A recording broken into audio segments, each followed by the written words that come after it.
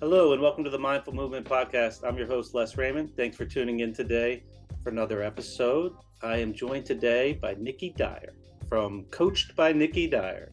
Nikki, thank you for joining me today. Thank you for having me. I'm excited to be in this space. I love the mindful movement community, and I'm happy to be here. It's nice to finally meet you. I've heard a lot about you recently through my wife, Sara, and I actually had never listened to any of your work. And then just moments ago, I tuned in to your, I guess it's like your trailer video on your YouTube channel. Yeah. 5-minute gratitude. And it was nice. It was something I really needed in that moment, just rushing in from another appointment. And it was like perfect. Thank you. You know, it's funny that you say that because before we got started, I was settling myself and my own nervous system for an interview, something I like to do. And I also opened my channel and listened to the exact same meditation you did. Oh, interesting. Is that a frequent thing you do? Listen to your own work to really get the voice? Because I know when you're writing those things, it's common for people to write what they need to hear. Mm-hmm. Yeah, exactly. I actually find myself re-listening to my own meditations probably more than I listen to other people's, because exactly what you said, the reason why I specifically write on every topic I do is because it's something that I feel like I need to hear. And that internal voice and really listening to that and checking in with yourself and finding out what you need to hear, that's something that I try to practice in my own life. So that's always from the place that I write from. And I find that when I am needing something, I tend to go back to my own work versus searching for it in YouTube or another meditation app, because I feel like I can find what I need a little quicker. So yeah, I actually do listen to my meditations back. That's cool. Quite often. Yeah. There's something to be said about using something that you know is going to work too. Like there's more value in reading a book that's useful twice than the risk of reading a new book and you don't know if it's going to be helpful. Yeah, that's really true. And, I find that when I meditate, most of the meditations that I write, people will find out they're pretty short. I have some that are longer. I have a few sleep meditations, things like that, and just a couple that are around that 10-minute mark. But 5 minutes is sort of my sweet spot because I'm a busy mother of two young children, and the time that I have in my own life to really like center and just take a few minutes for myself, they end up being really short minutes. It's just a few quick minutes while I'm in bed before anybody else comes and taps me on the shoulder. So I find that, something that's really quick and just kind of settles me in, but also gives me a type of message that I can carry with me throughout my day is something that I really value. So yeah, that's really what I write, and that's what I gravitate toward. That's cool. So I'm really excited to help be a conduit for this process and to welcome you, because as this new year is upon us, you are going to be helping with contributions to the mindful movement. So I thank you for that and really excited for how this is going to unfold in the future. And also, I don't know that much about you, so I'm looking forward to just learning a little bit more about how you got to what you're doing and letting the audience kind of come along for the ride and get to know you. How long does this go back, and what brought you into writing meditations? And I know you've been doing coaching. I know you've studied a lot of the same coaching processes that Sara has. What brought you to those points? So I have always been a writer at heart. I have kept journals and I've written down my thoughts and my feelings really for as long as I can remember. It wasn't ever something that was like recommended to me by a parent or instilled in me as a young child. But I've always really enjoyed the writing process. So, whether it's writing just a quick jolt here or there, or I have, sometimes I'm more consistent than others, but I've always sort of kept track of my thoughts. And it wasn't until I joined the coaching program that I met Sara through where I really started to realize, wow, there's so much to say for being vulnerable with what you're going through and having that be relatable to people, because we all have stuff. We all have these things that we kind of like to hide just below our surface. And the people that know us really well kind of know some of the things, but for the most part, we kind of just keep it to ourselves. So, what I really learned is there's so much power in that vulnerability and in saying, this is what I'm going through. Maybe somebody else is going through this too. So it was during that coaching program, I was reading a book, and I can't even remember which book it was really, but I'm reading a chapter, and in the bottom, the few last words in the chapter were, some people find guided meditations to be really helpful. And I had never even really like played around in the meditation industry before I started writing them, which is crazy. But at the same time, I feel like it kind of gives me a different perspective to somebody who maybe spent years listening to them and then thought, hey, maybe I should do this too. I just came in with totally fresh eyes. And when I write, I do write from a place of what's on my heart. Like, what am I going through? What am I struggling with? And the things that I share are almost in real time every week. I write on Mondays and I release on Wednesday. And if the listeners, hear the messages, it's pretty easy to see and to pinpoint kind of what I'm going through in that week. And I just know there's a lot of power in someone listening and being able to go, oh, I'm not the only one. I'm Right. not weird. There's nothing wrong with me. I'm so glad that somebody else is going through this too. We still might be weird. It's just that other people are too. Yeah. Yeah. We are weird in our own way. So, can I ask you a little bit about the writing process? So, you write on Monday.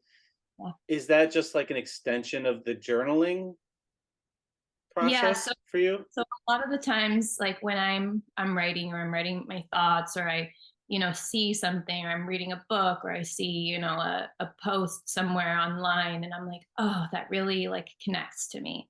That makes me feel good. Or I have a journaling prompt and I write about it. When I sit down and I write on Mondays, I have notebooks. I would like to say it's all in one notebook. It's not. I have kind of notebooks everywhere, and I'll go through and I reread things, and I go with a highlighter and I highlight and I highlight and I highlight.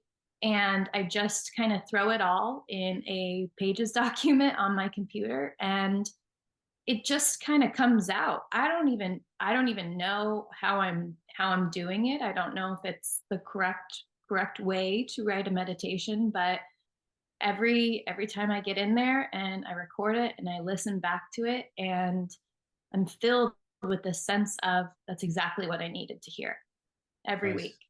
Yeah, I Mhm. don't think there is a correct way. It seems like you've definitely found your way to let the muse work through you.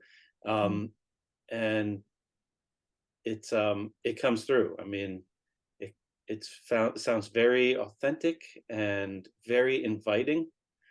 Um, and I'm looking forward to listening to some more. I did notice you say you write meditations for women, and I got offended. Yeah.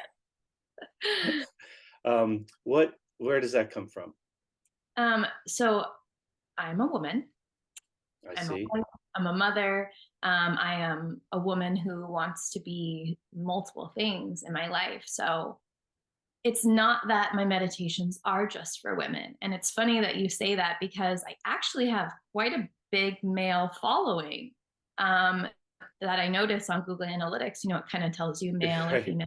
Most of them are women, but when I look at those numbers, I'm always really surprised to see how many are male. So I'm trying to get away from more of the like feminine pronouns, right? Like, trying to be a little more like inclusive, because I think that a lot of men can also relate to what I write, and I hear it from men in comments and things. They are relating. And but yes, that's definitely something that I feel like it's easier for me to tap into. Okay, I am a modern everyday female. I am a mother, I'm a wife, I'm a woman, I'm a businesswoman. What do I need to hear? And that's not to say that messages are only for women, but that's just usually where I kind of like zoom in and tap into. Gotcha. I find myself over the years kind of going in phases of what kind of voice I'm connecting with when I'm listening to guides. And then sometimes it's no voice. Sometimes I just need the silence or music, or just go outside and like the sound of nature or something. Um, there's a lot of tools. Luckily, we have a lot of tools to tap into in the toolkit. You also do a lot of coaching, and it seems like you have, even though you use similar tools to Sarah, like you tap into hypnotherapy. There's focuses that you seem to connect with more, and I think that's one of the reasons that we're excited to bring you on board to help with providing coaching services for our audience. You seem to connect with helping couples and like working with relationships. Mhm. What is it about relationships that draws you to want to like help people work through it?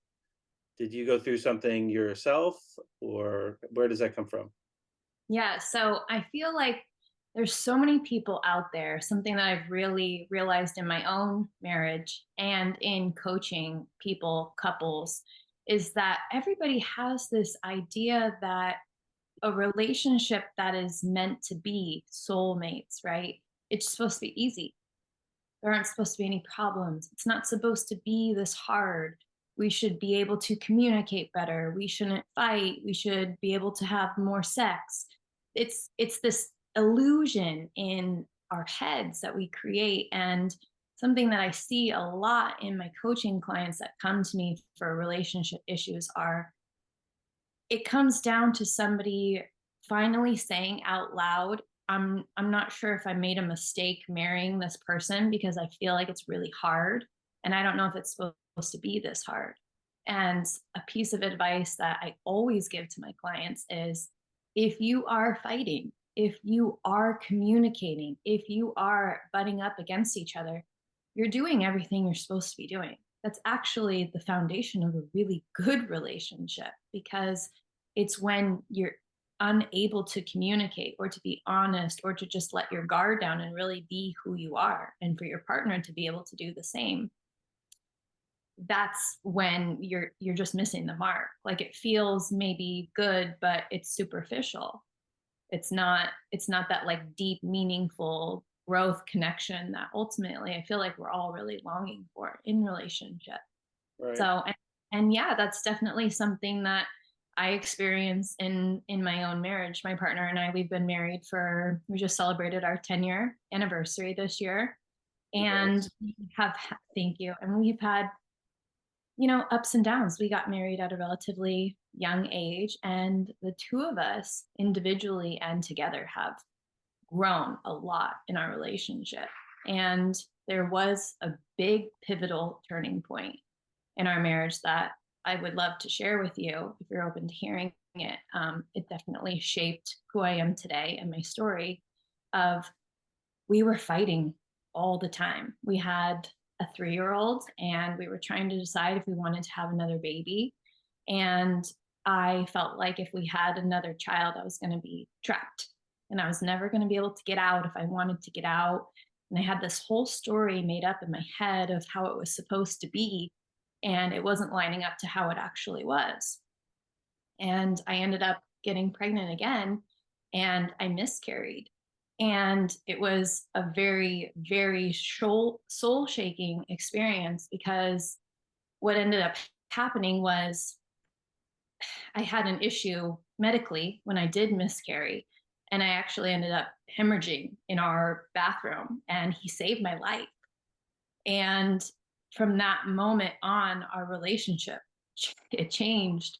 It changed so much. It changed the way I looked at him. I felt like I actually could lean on him and I could trust him, and it didn't need to be perfect. And it didn't all need to turn out the way that I thought it needed to be in my head. And it was shortly after that experience that I did get into more self-help work, and that led me to listening to podcasts, and it led me to coaching, which led me to meditations. And now I get to turn around and I get to look at the women and the couples that are, just a little bit in life behind where we are. And I get to hold their hands and say, it's okay. You guys have this. If you're committed to each other and you want to be together, we can make this work. If you want to put in the work, we can make it work. And it's such a rewarding experience. I feel like it's something that's really missing in, marriage counseling and therapy. I have gone down the road of counseling with my own husband, and I've had counselors tell me, you should probably get divorced. Doesn't Yeah. sound like it's a healthy relationship. You should probably get divorced. And I was like, what? I don't want to get divorced. I just want it to be better. Isn't there anything I can do to make it better? So that's essentially what I have worked very hard to create in my coaching is I don't believe that. I think it actually can get better. And that's what I teach all my clients. Wow. Nikki, thanks for um, sharing that vulnerable story. I appreciate it and glad you feel comfortable doing so. And, from the wound comes the gift. So that's a perfect example of that. It's interesting you mentioned if you're fighting, like that's a sign that you're doing it right. Like it's a sign that it matters Hmm. and there's something there worth fighting for. I remember my parents split up when I was little. And I remember, I'm sure, like resented it. Like I resented them, I think, for not fighting more for it, Hmm. like not doing the work. And I don't blame them as an adult. Like I understand they had their own issues and, it was toxic relationship for many reasons. But I remember as a child, like wanting them to fight, like fight for it. And, that is probably missing. I think it's crazy to hear that like a couples therapist or like would encourage people to split up when they're there because they don't want to. Um, it's funny. I actually remember envying my friends whose parents were still together as a Hmm. child. Like I would gravitate to other kids whose parents were together, and I would like mooch off their, their parents in a way. Not that my parents were bad. Like individually, I got so much out of them, and my mother was extremely loving and supportive. But I remember like there was definitely something missing, and because are so common now, it makes me think like there's so many people out there, just the sheer numbers that suffer because of that. And how would it change if people had the tools and education and the hand holding and the guidance to find a way to not just make their relationship work, but to also go through whatever growth individually is needed to make that happen, to make them not just better spouses, but better parents and better all the things, like improve all the relationships in their life as they alter the relationship ultimately with their self through that process. Yeah, and it's my belief, and it always kind of has been that whatever you're being presented with in relationship is something that your soul really wants to work through. And I believe that a good partner also has something that their soul wants to work through. And if you work together, you can heal both sides. But if for some reason somebody, they do want to split up or they want to separate or they want to divorce, I'm not saying that there aren't situations where sometimes that's the best thing. But ultimately, the pattern of what happens is when you go your separate ways, typically you each start your own healing journey where you start introducing different behaviors, you start thinking differently, you start acting differently. And if you don't do that, you tend to repeat the same thing in your next relationship. You're giving, again, another opportunity to heal whatever it is or to change that thing inside of you to better yourself. And I think you have two choices. You can do that work in relationship, or you can do that work outside a relationship and then search for somebody, hopefully, who is also at that point. But I don't think it's a lost cause to assume that even if your spouse doesn't believe in therapy, or they just don't see the point of it or whatever it is. I've worked with just women at first whose husband was like, you know what, great, I'm glad you want to do that, but I'm not interested. And 6 months down the road, they're both sitting in front of me on a computer screen. And he's like, I've seen her life get better, and mine still feels not great. So now I feel like it's me. What can I do? And that's really the moment that we're trying to get to when it is couples, is if you are willing to change some of your behaviors and look at the other person and know that you don't need to change them, because we can never change somebody else's actions or reactions or behaviors, but we can fully change the way that we do it, the way that we soak in somebody else's soul. And coming from that place really is what gives you a really good solid foundation in relationships, and from there you can really build on that and create all these things together that you initially wanted to from the beginning. Do you find it common that a couple will come and, it's clear that there's some issues, and one of them wants to grow, like sees that they need to grow to improve this, but the other really isn't interested, or they don't feel like they need it, and um or is it typically both people are coming and say we need help? No, it's definitely usually one person One first. And it's most often from who comes to me at that point, it is a woman, a female, for whatever reason. I don't know why. That's just my experience. So usually it's one person going, it's not good. I don't know what else to do. I need to do something. I can't keep living like this. I'm not happy in my own life. There's got to be something I can do, something I can shift, something I can change. And they're right. There is. That's the starting point, and in coaching a lot, we talk about awareness being the first step.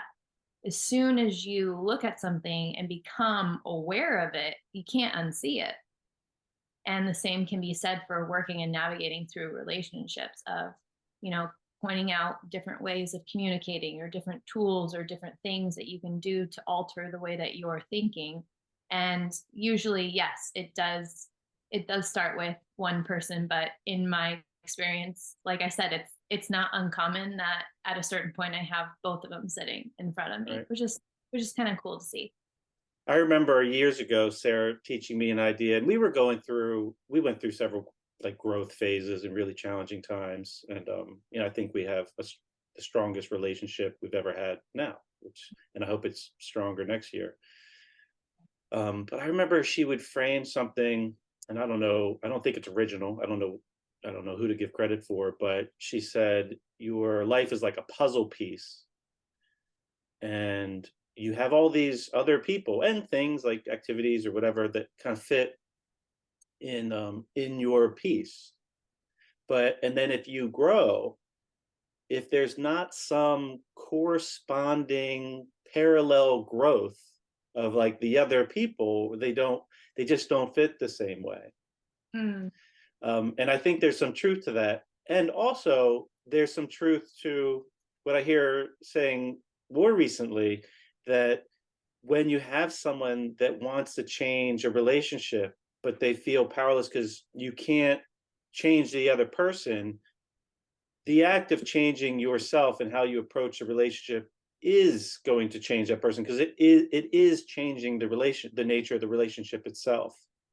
right. Um, which for me personally, I went through a therapy with a relationship through with a parent not long ago, and I remember feeling like this doesn't matter because it was my father. He doesn't want to change. Like he doesn't see his role in any of this. Like he doesn't take responsibility. So I felt like there was a sense of, is this worth it? Is it a waste of time?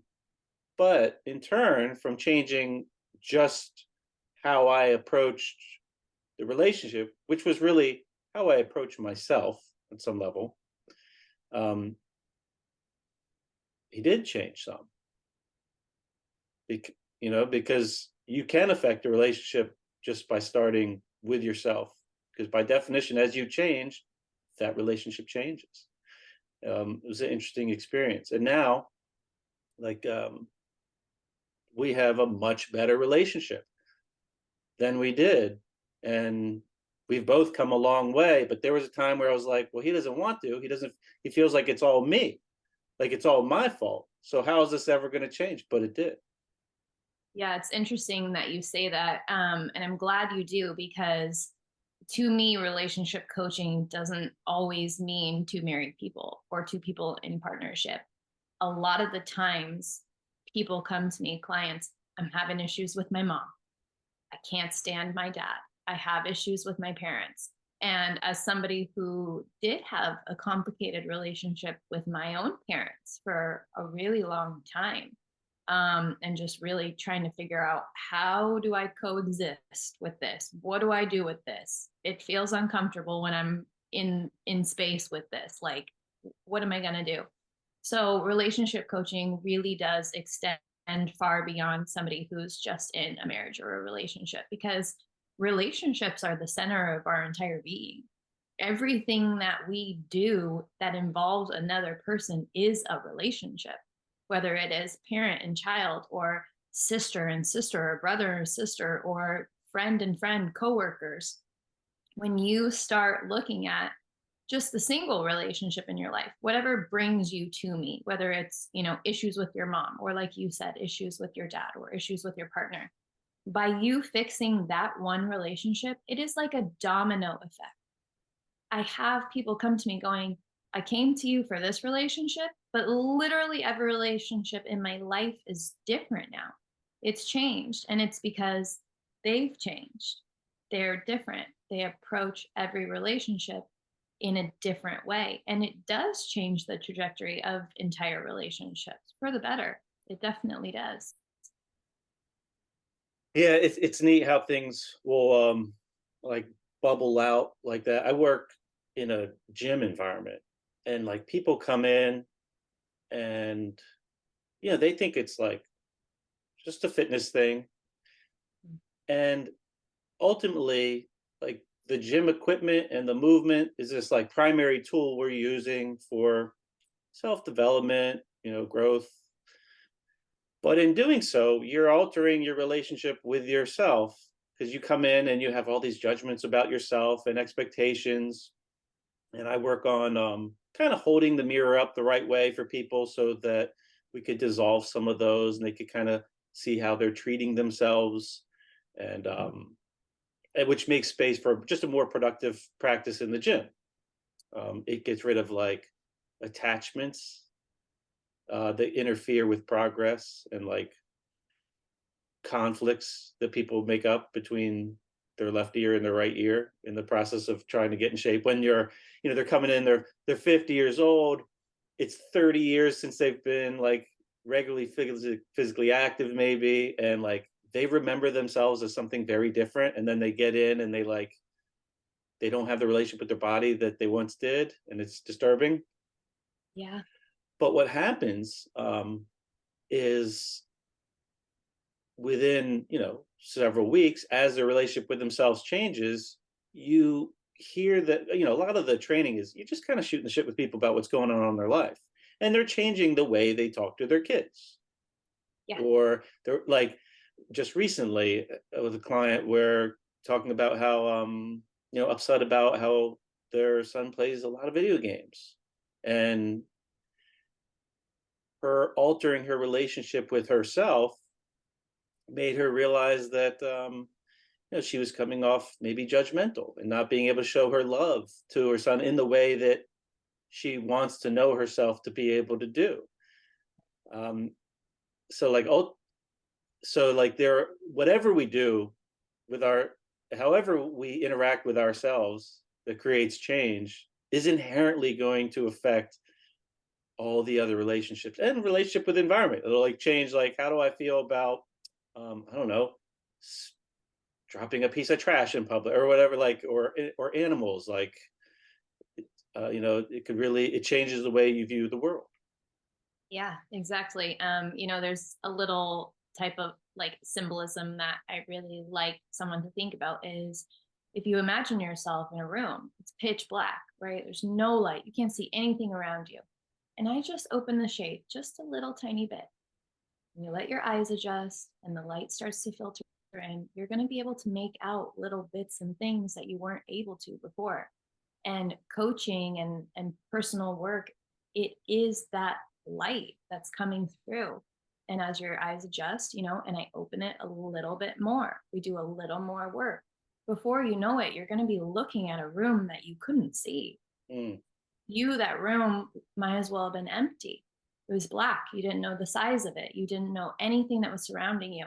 But starting to have that awareness, twisting the light a little bit at a time, it really changes your entire outlook on your situation, on your environment. So, yes, I absolutely agree. And I love to hear that the same examples essentially of somebody doing the work like physically, right? Physically, mentally, it's all connected. It's all one being. We are who we are. And there's different ways of really exercising that and working through different things. And yeah, a gym is it's the same thing. Yeah, that's a really beautiful analogy. The dark room, adding a little light, and just a little bit, little by little, Mhm, creating change. All of a sudden, seeing a room that you didn't know existed. mhm. Um, mm. Now, you do in private sessions. You use the hypnotherapy. Is that like a primary tool you lean on, or? Hypnotherapy, from my experience, there are people who it almost ends up being like the magic pill, right? Oh, hypnotherapy.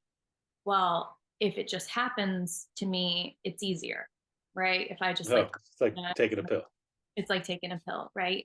So for me, the art of hypnotherapy essentially is getting someone comfortable and relaxed enough to the point that I can talk to their subconscious mind and everything that's just below the surface without their walls being up, without the defenses or the natural worry of, oh, did I reveal too much? Was that too intimate? Did I say something that she's judging me for now?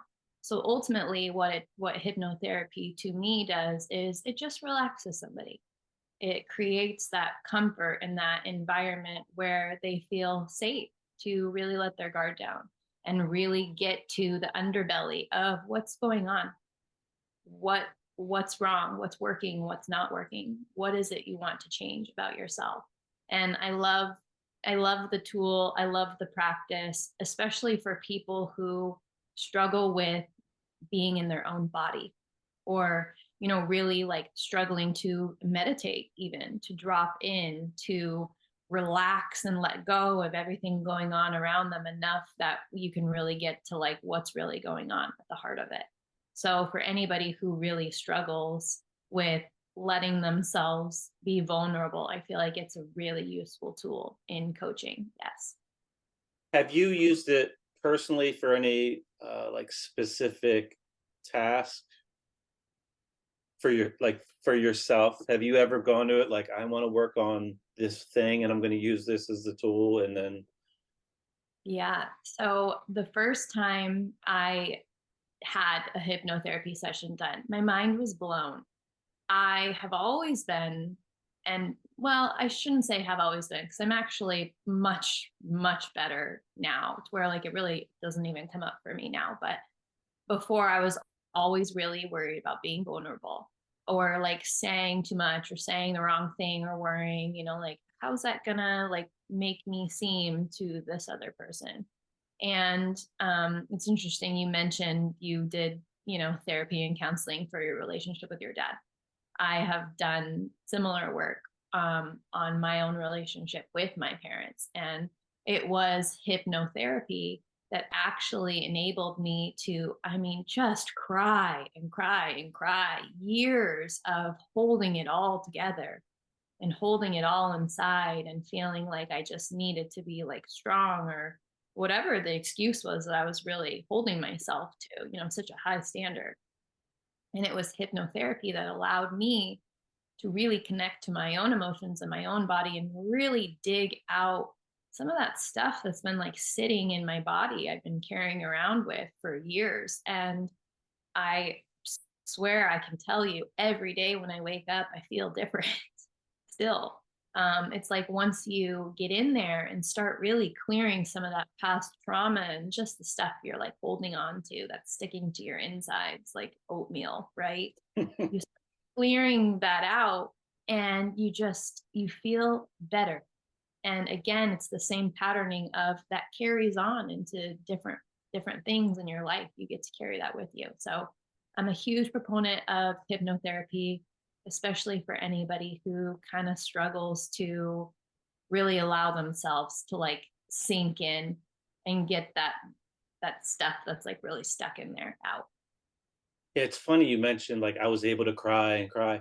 It when you look around the animal kingdom, it's like you don't see other animals that have like to deal with what we do in a way. Like it's a blessing and a curse. Like there's, I'm sure, value to be able to hold stuff, trauma, whatever in the body.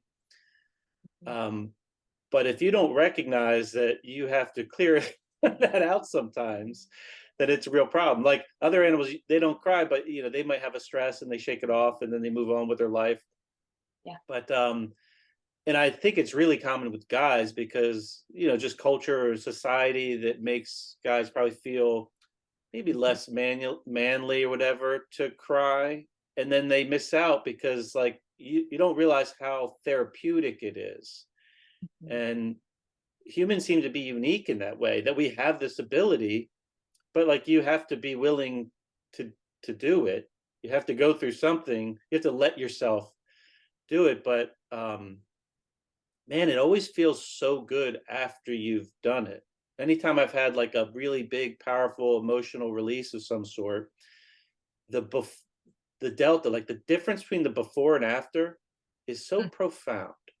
And it's Yeah. like, well, if somebody was looking from afar, or from outside your body, and they saw, okay, so they had some expression on their face, and salt water poured out and wet their cheeks, but on the and it's like, okay, what's the big deal? And on the inside, it's like night and day, you're a different person. It's clearing that oatmeal or whatever is a big deal.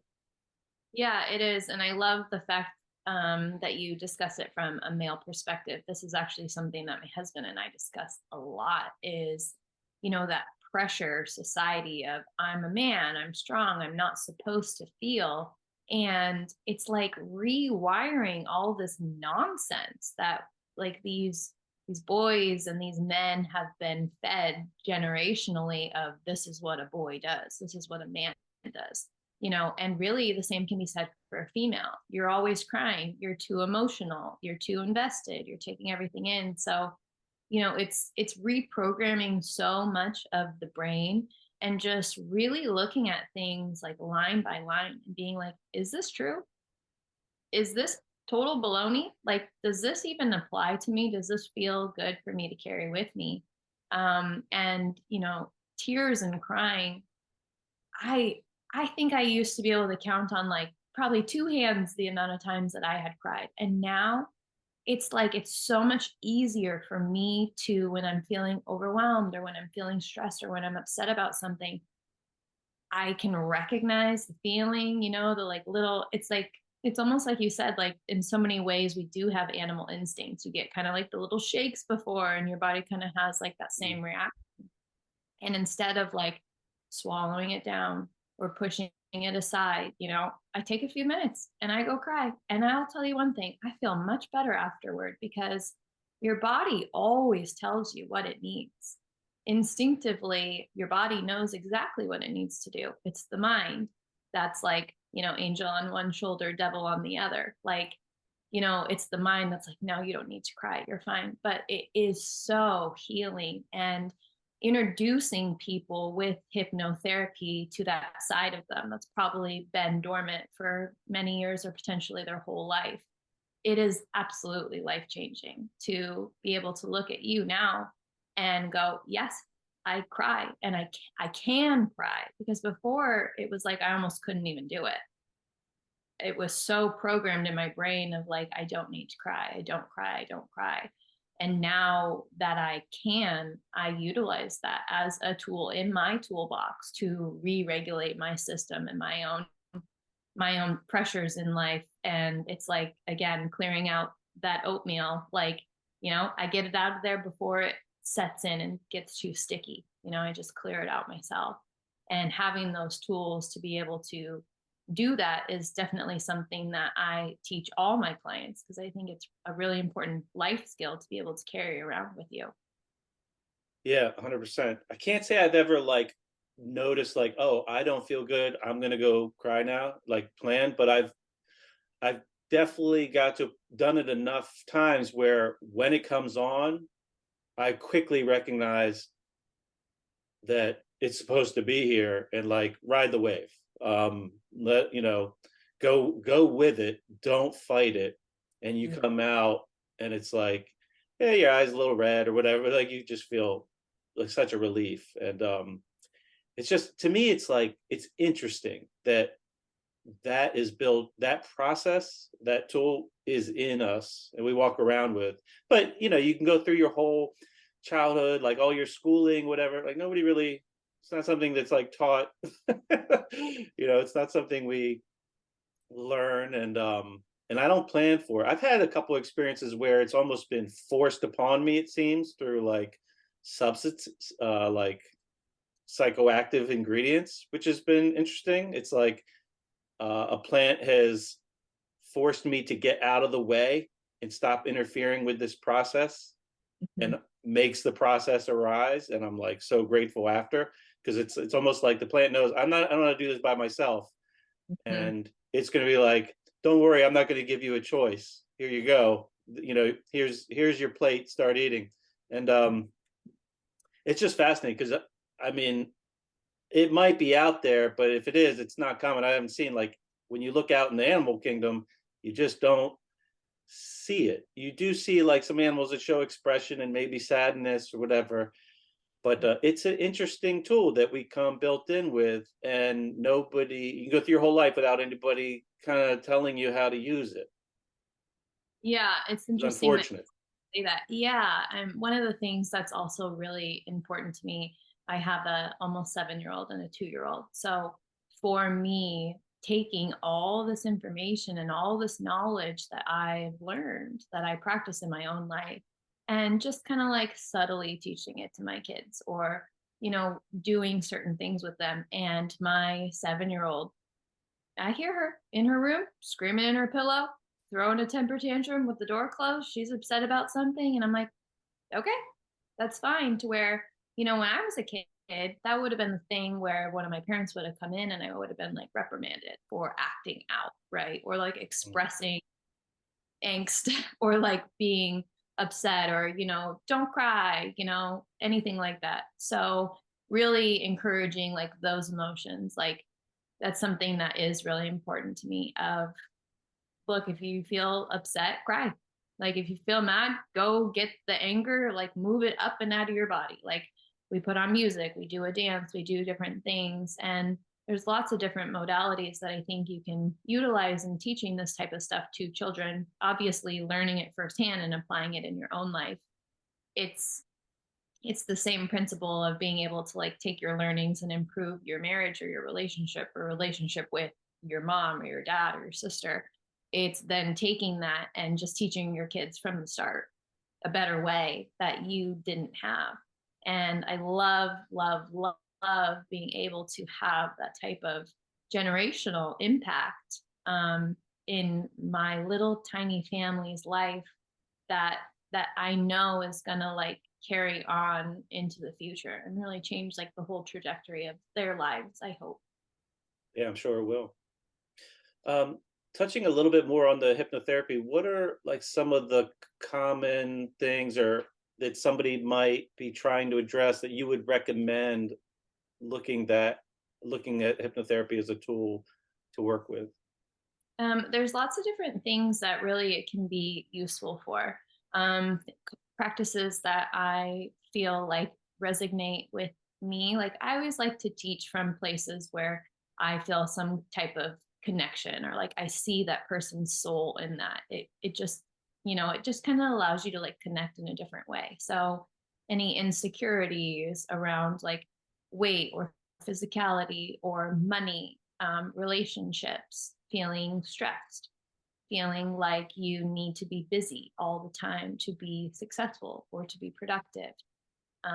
For women, especially mothers, feeling like you have to do it all in order to be a good parent, and social pressures, relationships in general, learning to cope with anxiety. I feel like I feel like there's almost nothing that hypnotherapy probably couldn't solve. I'm not like a smoker or anything, so I've never written from that perspective. Would be an example of that. I've never helped somebody like through that. And I do really believe that this is one of the things I love about writing meditations is by the time somebody comes to me for a hypnotherapy session or a coaching session or even a coaching, a whole package of coaching sessions, they know me. They know my voice, they know my teachings, they know what I've already done for them in their life. So it already like lowers that guard and it makes them feel like comfortable and connected with me. So I feel like my message would be to anybody who does resonate with the things I say. And it makes you feel like somebody sees you in that moment, or like somebody gets your experiences that you're going through. If you feel that type of connection in just a meditation, hypnotherapy is going to be even better because it's a one on one conversation where we dig into what's going on. What do you want to change? What don't you like? What do you like? And it essentially becomes like a personalized meditation that you get to listen to over and over and over again. And it just slowly rewires all those subconscious parts of you that are sitting in there untouched otherwise. Yeah, it's a powerful tool. From my own experience, Nikki, you mentioned smoking. I was an avid drinker, Mhm. um, daily drinker for about 23 years. And there was a period of several years where I wanted to quit. And I wasn't good at quitting it. But somehow I was able to recognize that it was a confidence issue. So I went to use hypnotherapy, but I didn't use it to like listen to this to quit drinking. It was like I had a confidence issue with my ability, like the idea of never drinking again. I didn't really believe it was something I was capable of doing. It was like a lack of confidence in myself. Yep. Like I didn't like drinking anymore. I didn't want to be a drinker, but that wasn't the issue. It was just like my own confidence in myself. So I Mhm. listened to I remember on YouTube, a confidence hypnosis that was like a half hour long. I would say almost, if not every day, for about a month.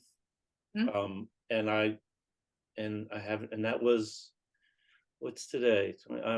That was like 7.5 years ago. Yeah. No drink, and it was just like once I realized what was actually underlying my inability to stop drinking, Yeah. it became surprisingly easy. Considering up until that point, it was really hard. Like it was a daily fight in my mind. And Yeah. then it was like, oh, I'm fighting the wrong fight. Yeah. Yeah. And then when I organized like what I was working on, it just happened very organically without a lot of like pain and suffering. Yeah, I love that story that you just shared. I can relate a lot to it. Part of my own journey is looking at my coping strategies. Like, okay, so when I'm stressed, I do this. And alcohol is definitely a really common one for a lot of people. When oh, I can't wait for my nightly glass of wine. I can't wait to pour that glass of wine. And, it's like I'm at this point now where I'm like almost playful with it in my own life. And oh gosh, probably a few months ago, I did the same thing. I was like, why do I drink? Why am I doing this? Like, what in me is making me want to do this? And for me, it was stress and overstimulation, more importantly, of in those moments when I felt like my house was a little loud and my kids were running around and I hadn't really had like any time to myself during that day. And I was like really depleted. I would reach for a glass of wine and recognizing that little piece of it, it was like, again, I just twisted the shades a little bit. And all of a sudden, I was like, oh, so maybe instead of doing that, I should go do something else just to try, just to really, again, be playful with it, just to see what happens. And I had a glass of wine the other day and I was like, this doesn't even taste good. I don't even want this. I didn't even drink it. Had like a couple sips and then I was like, okay, I'm good. So once I really like figured out why I was even reaching for that to cope with something, it was like a huge aha moment. And I do love that that's essentially what a hypnotherapy session does break down is again, it gets underneath the layers of why is this happening? Why are you doing this? What behaviors or what patterns are leading you to reach for this or to do this. And once you break down those layers, it's like once you figure out what the answer is, it's like it all just illuminates, just like you said. So it's a great tool. I love it. I definitely think that there's a lot to say for utilizing hypnotherapy to get rid of any kind of habits like that where somebody just maybe doesn't want to be that way anymore, doesn't want to do it that way, doesn't want to live that way. Right. Uh, Nikki, it has been an absolute pleasure to finally speak with you. And I'm really grateful that you're coming on board and helping out and we're building a team here. And I'm looking forward to just watching that unfold and also looking forward to reconnecting with you periodically on the podcast. Um, for the listeners, there's going to be opportunities to work with Nikki through the mindful movement. And I just think it's a great, like a new chapter.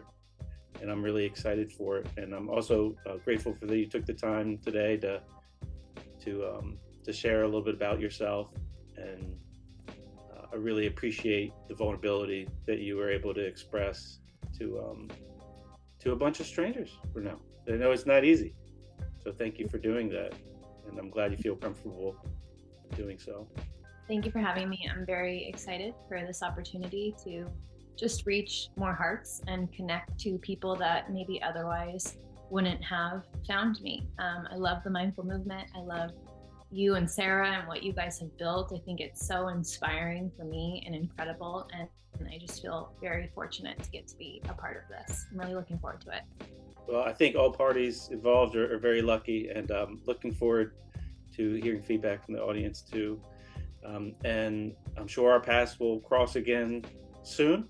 And till then, I wish you well. And for the listeners out there, I'm always grateful for your listening. I hope you enjoyed the conversation. I hope everybody has a terrific day.